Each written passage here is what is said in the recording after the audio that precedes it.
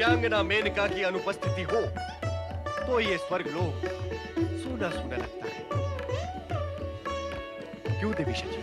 हाँ, और आज मेनका की उपस्थिति से ऐसा लगता है कि स्वर्ग में हर्षोल्लास का वातावरण जाग उठा है। नारायण नारायण। देवर्षि आप? चकित होने की कोई आवश्यकता नहीं है देवराज।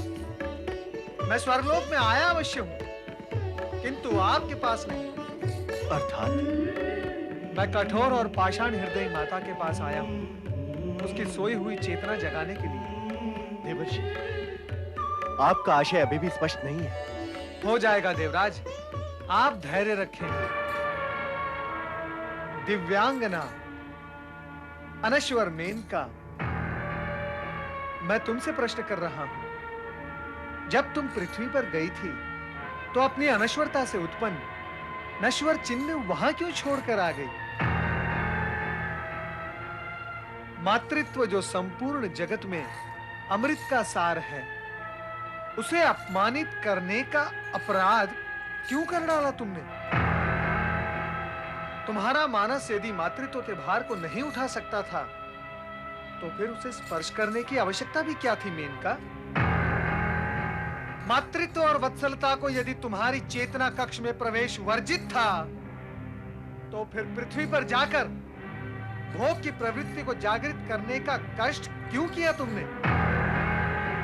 यदि तुम्हें धरती से ऊपर ही रहना था और धरती की भांति जन्म देकर अपनी ही उत्पत्ति को अपने ही वक्ष से लगाने में यदि तुम्हें संकोच था मेनका, तो फिर तुमने जन्म ही क्यों दिया उस मानव शरीर को जो तुम्हारे दोष निर्दोष होकर भी श्राप की पीड़ा की भांति भुगत रही है? मेनका, तुमने अपने जीवन और यौन को अक्षय रखने के प्रयत्न में अपनी ही पुत्री को क्षय के अंधकार में खाई में क्यों ढकेल दिया? बताओ मेनका, तुम्हारे पास क्या इसका कोई उत्तर है? मेरी विवशता को समझिए देवर्षि।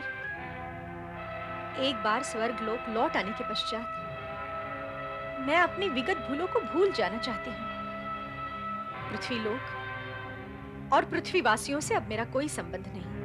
नारायण नारायण।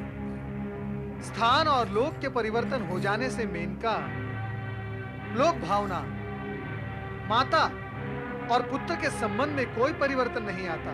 यदि ऐसा होता तो जगत से माता, ममता और महानता ये तीनों समाप्त ही हो जाते। कौन बतलाएगा कि क्या दोष था उस निर्दोष शकुंतला का? तुम तो चली आई उसे धरती पर छोड़कर, किंतु तुम्हारे जाते ही दुर्भाग्य के क्रूर पंजों ने उसे अपने पाश में दबोच लिया। नवजात शिशु हिंसक पशुओं के बीच घनघोर वन में नितांत अकेला मातृत्व की आशा में अपने हाथ पांव फेंकता रो रो कर करुणा का कल्पांत करता रहा। कल्याण करे विधाता उस कण्व ऋषि का, जिन्होंने समय पर वहां पहुंचकर उस नवजात बालिका को शरण दी। तत्पश्चात उसे अपने आश्रम में ले जाकर अपनी पुत्री की भांति उसका लालन पालन किया। सयानी हुई तो राजा दुष्यंत वहां पहुंचे, उस पर मोहित होकर अपने प्रेम का निवेदन करने गंधर्व विवाह भी कर डाला।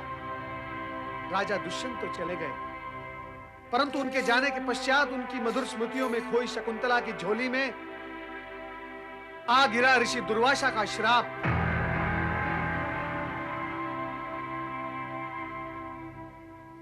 कि उसका स्वामी उसे भूल जाएगा।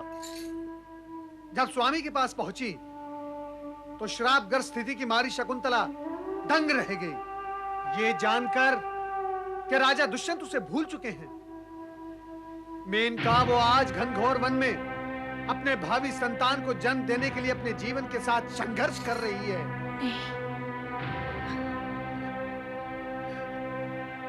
शकुंतले!